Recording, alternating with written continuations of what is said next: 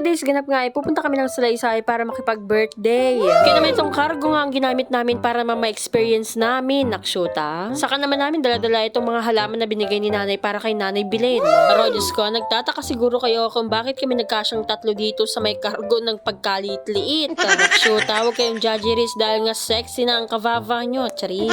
Napakaganda at napakaliwalas nga ngayong umaga, kaya naman ang sarap ng mamuhay dito sa probinsya, literal. At dito nga kami dumaan sa may Palak Road sa may Buena Vista at para naman mabilisan lang.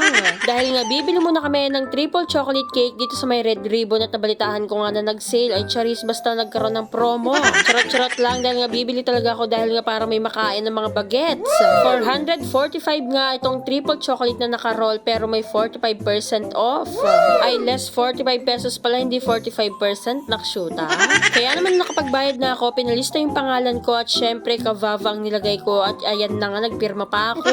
Dahil nga meron itong kasamang tinapay, o loko, diba? Hindi na kayo lugi. Diyos ko, napakasarap pa. At nilalagay na nga dito ni ate sa may supot at kasama nga nung tinapay. Dahil nga, Diyos ko, tara na't Salaysay, pumunta na tayo dun. After ko naman bumili, abay, syempre dumiretso na kami ng Salaysay at dito naman kami sa may highway dumaan, o loko, napakalinis. Talagang napakasarap bumiyahe kapag ganitong malinis ang daan. O loko, diba? Feel na feel naming tatlo habang ang chacha ko busy na kumakain dito ng ketchup. Ayaw niya nang ubusin itong french fries, kaya naman sa akin na lang niya binigay, kaya naman ketchup na lang daw kakainin niya. Nakarating na nga kami ng Salaysay by kompleto sa Ricardo's na pala sila dito at nakapagluto na nga rin daw sila, kaya naman na yan, nagpre-prepare na sila dyan. Habang ang chacha ko ay super excited, talaga naman gusto niya ng kalorya ng mga tropa pips niya, kaya naman na yan, nagpababa na agad. At ito nga yung mga pagkain na kanilang inanda, Diyos ko, ng kanyaman na, pero huwag yan dahil hindi ko favorite yung tahong, pero mas favorite ko tong chicken feet, naksuta kanyaman, ay mas lalo naman itong pinapaitan.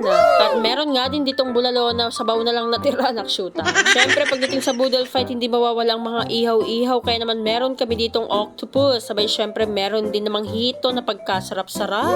Meron nga din pala itong binagoongan na pagkasarap-sarap din, nakshuta. Diyos ko, mapaparami na naman ako ng kain neto. At samahan mo na nga rin ng RR-sep, Diyos ko, napaka-crunchy at dinakdakan, nakshuta.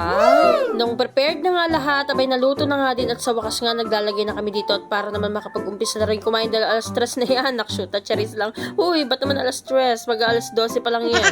Kaya naman pinaspasan talaga namin magkabit-kabit dyan habang pinapaypay ng pinsan ko dahil nga, Diyos ko, malangaw, nakshuta, nakikihati pa sa pagkain namin. Ewan ko ba, basta boodle fight, Diyos ko, hindi nawawala yung mga langaw na recipe eh. Uy, tumabi nga kayo dyan, nakshuta.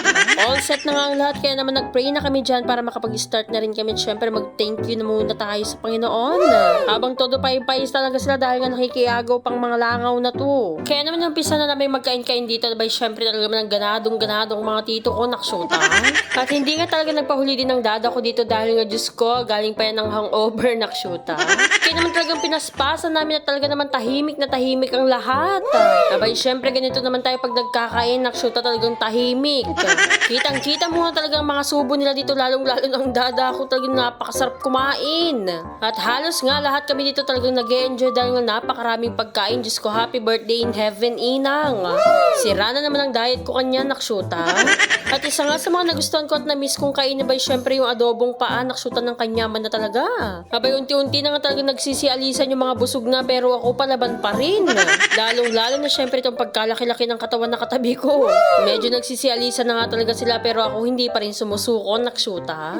O diba, dito nyo makikita kung sino talagang malakas kumain. Nawala na nga rin yung katabi kong pagkalaki-laki, kaya naman na yan. Solong-solo na lang talaga namin. Ay ako lang pala, nakshuta. Abay kahirap naman kasi talagang iwasan ng pagkain. Diyos ko, kahit nabusog ka na, yung tiyan mo susuko na, pero yung hiwat ko, bet na bet pa rin kumain. Oy, ano ba yan? Ba't na naman nasa isip mo, nakshuta? Nakaramdam na nga ako ng kabusugan ko dyan, kaya naman, Diyos ko, talaga namang suko ng kavava nyo. Dahil wala na nga din talaga nagliligpit na sila, Diyos ko. Abay wala pa sa lahat yung pamilya Kibuhin, Diyos ko, ng kadudurbab, lalong-lalo naman na ay charis, pare-pares lang kaming durbabs, charis.